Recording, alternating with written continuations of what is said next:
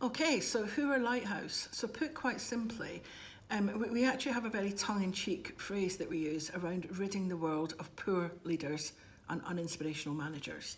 And what we mean by that is we really care about people in the workplace. People come to work to do a good job, and if you've got a great manager, that's a much better job than going to work and working for a poor manager. So I would sort of stick my neck out there and say people who come to us are managing a great team.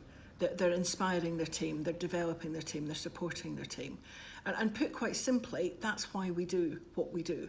The joy you get of seeing someone coming to you at the start of a programme, perhaps a little bit nervous, a little bit unsure, and leaving at the end going, wow, God, I really understand what management's all about now. That's the passion, that's what we call love my job moments, where people just love what they do. And people often ask us, well, what sectors do you specialise in? And quite frankly, if you employ people, we can help you.